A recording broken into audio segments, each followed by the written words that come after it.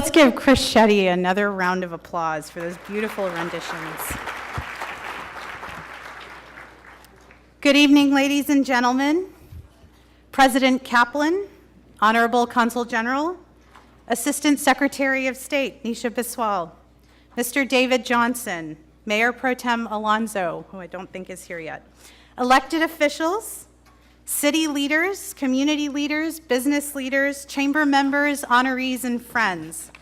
As many of you know, my name is Neel Gonuguntla, and I have the privilege of serving as the president of this fine body. When I'm out in the community, I often get asked why I left the practice of law and the running of a business to come work for this small nonprofit organization.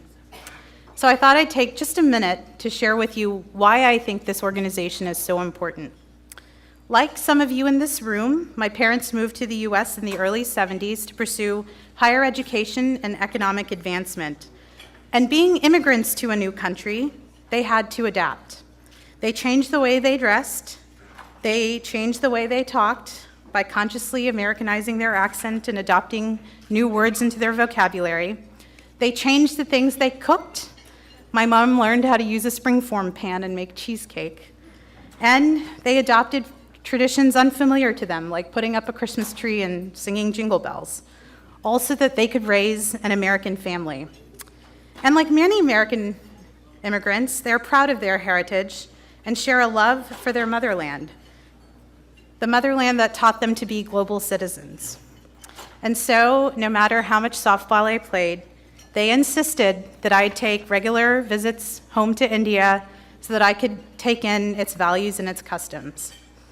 And anyone who has been to India can't help but be taken in by her incredible diversity of people, of architecture, ideas, and customs. Truly incredible India. So, having seen it for myself firsthand, I recognize the great opportunities that exist by connecting these two countries. And so, I find myself running an organization that seeks to strengthen the bilateral relations that exist between them. While my path to the chamber may have been personal, I truly believe that a strengthened strategic relationship is in the best interest of both countries.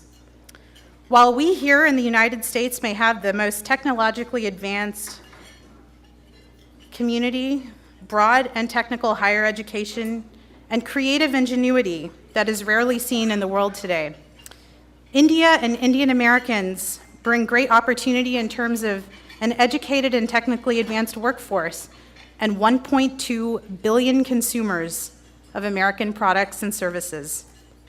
And politically, India, the world's largest democracy and a partner in its global war on terror, remains a strategic partner for us here in the United States.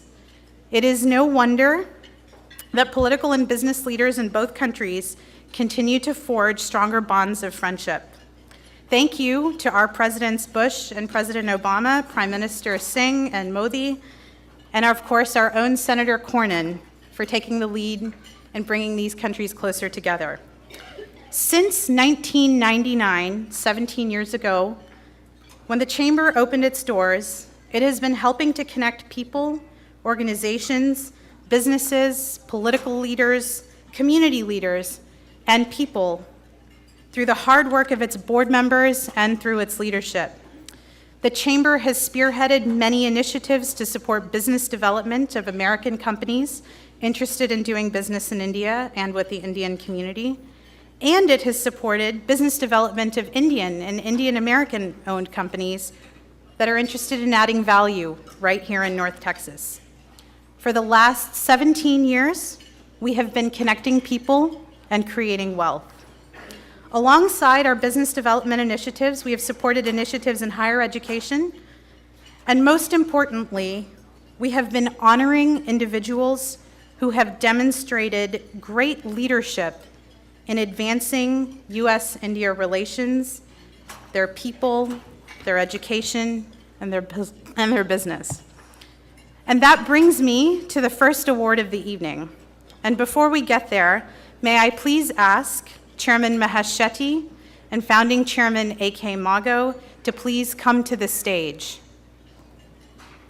Tonight, we celebrate, among other categories, outstanding leadership in public service. And there can be no better example of outstanding leadership in public service than U.S. Assistant Secretary of State for South and Central Asian Affairs, Ms. Nisha Biswal.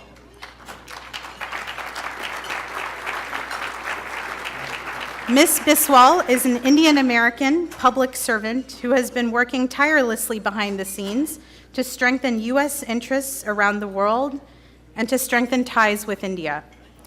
Ms. Biswal oversees U.S. foreign policy and relations in Bangladesh, Bhutan, India, Kazakhstan, Kyrgyzstan, the Maldives, Nepal, Sri Lanka, Tajikistan, Turkmenistan, and Uzbekistan.